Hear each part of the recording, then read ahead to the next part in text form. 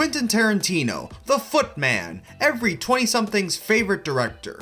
The man came onto the scene in 1992 with his cult hit Reservoir Dogs, and hasn't really slowed down ever since. After learning his craft through producing short films and struggling getting by working at a video store, the internet's favorite film nerd combined his favorite styles and sentiments to form his high-octane and wild style that many a filmgoer still love to see. Over the years, however, that style has changed, whether it's in the form of a fantastical Nazi-killing movie, or a noir blaxploitation homage film, or even in his writing of stuff like From Dusk Till Dawn. Tarantino manages to worm his style and flavor into everything and has influenced a great amount of people in this coming generation. With that said, not every movie is a classic, and no one can agree on his best movie. So with that said, here is our list of the top 10 Quentin Tarantino movies of all time. Don't get mad at us, please.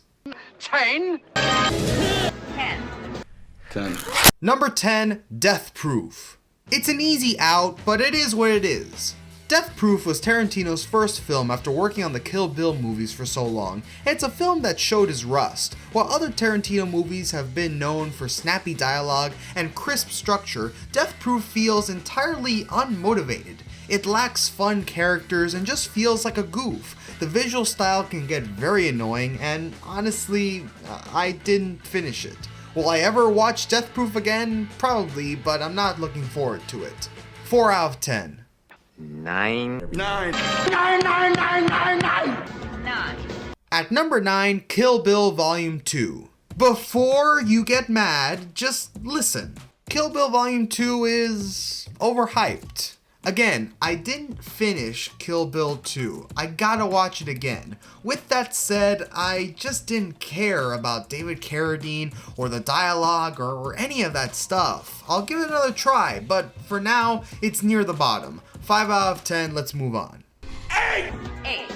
Number 8, Kill Bill Volume 1. Kill Bill 1 is a fun, action-packed adventure that loses itself in the kind of self-indulgence that plagues a lot of Tarantino films. It presents some really fantastic action set pieces and introduces the world to the bride, one of Tarantino's most iconic characters. With that said, the film lacks some humanity. The entire narrative thrust is centered around the bride almost being killed and the drama surrounding that, but it feels kind of brushed aside in favor of cool lines and cool moments, and wow, look at the bride, she's so cool, and oh my god, Lucy Liu's so cool. It all comes off as fake and forced. 6 out of 10, my cold black heart can't enjoy fun. 6. 6. What happened to 7? Just kidding. 7.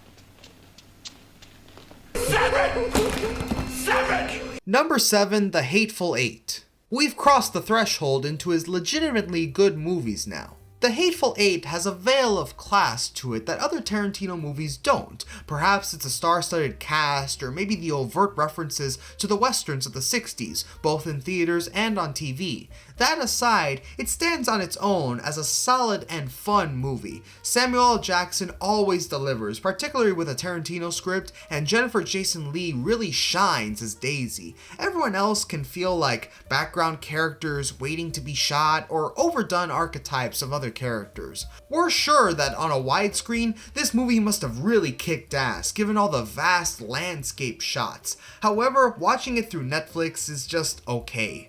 7 out of 10, good stuff. 6.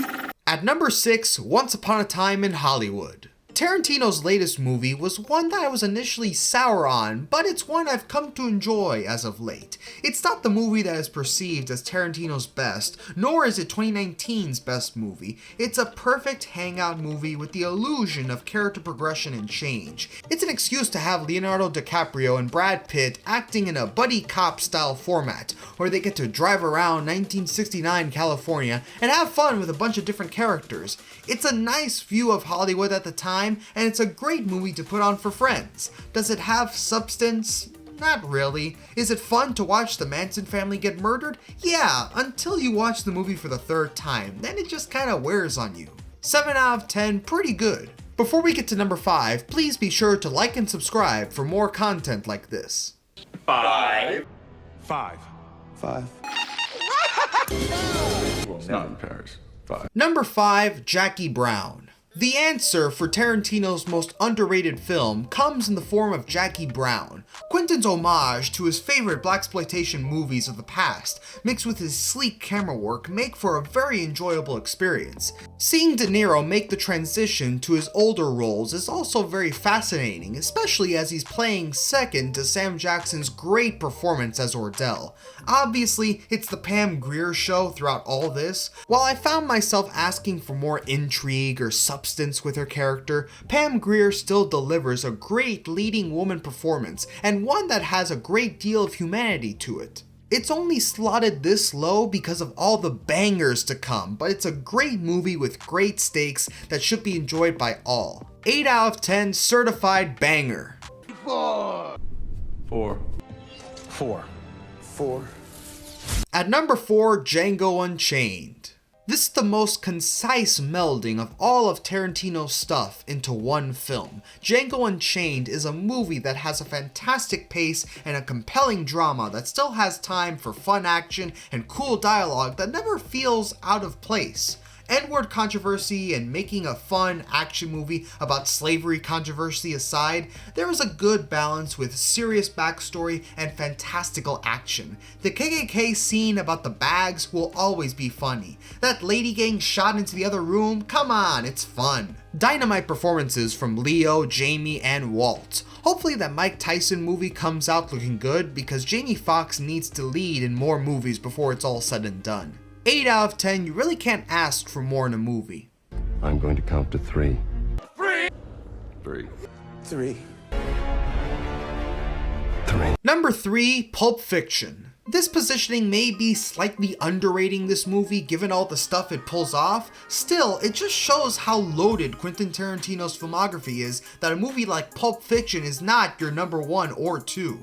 Pulp Fiction is, by all accounts, an almost perfect movie. The way that it's able to blend so many different stories while still maintaining coherence is something that 30 years of college students have tried to pull off and fail at it. Its only flaws come from a personal perspective, as I find stuff like putting the definition of pulp at the beginning to be a bit childlike or immature. Besides that, this movie goes with no breaks, iconic scenes, great soundtrack, memorable moments, tons of memes, great cast, and a style that moved a generation.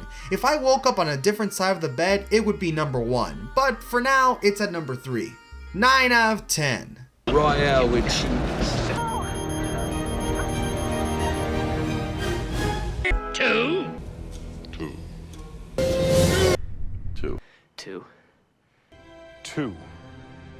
2. At number 2, Inglourious Basterds. A movie that took 10 years to make, Inglourious Basterds triumphs as a masterclass of varying performances that is assisted by a script that gives everyone a chance to showcase their stuff. It's the movie that made Christoph Waltz and showed everyone how much Italian lessons paid off for Brad Pitt. Buongiorno. A real star-studded affair that takes you on an emotional roller coaster. This would be number 1 on almost all filmmakers' lists if it weren't for our next pick. 9 out of 10, Tarantino says it's his best movie and it's hard to say no. Alright, ready? 1. 1.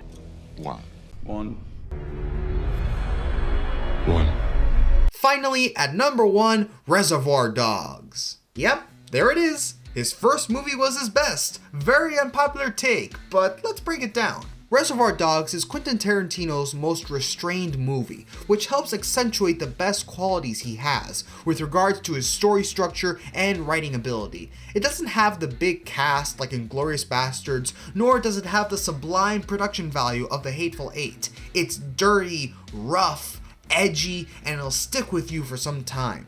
It stays on the rails but goes at 150 miles an hour. You are fully engulfed in the story and can't look away. For that, it's number 1. 10 out of 10 instant classic. I'm sure that I'll regret putting Pulp Fiction and Kill Bill so low, as well as propping up Reservoir Dogs too much, but I can't help it. As far as the other members of 305 Film Studios go, Tarantino remains a bit of a controversial director, as some think he's too cool and relies on too many crutches and tricks to get by. I'm still interested in what he brings with his potentially last movie. I'm in the minority with this take, but I honestly think this next movie has the potential to be a top 3 movie for him. Given how obscure it is to make his last movie about film criticism, I think it has the ability to be like Reservoir Dogs, where the parameters are so limiting that he's gotta turn chicken shit into chicken salad and really dive into his bag of tricks. Otherwise, it'll be a disappointing end to one of the greatest runs in film history. That'll do it for our list here. Thank you very much for watching. Please be sure to like and subscribe for more content like this. Do you think I'm an idiot for how I ranked these? Yell at me in the comments section and let me know what other videos I can do where you won't be as mad. Thanks again and have a great day.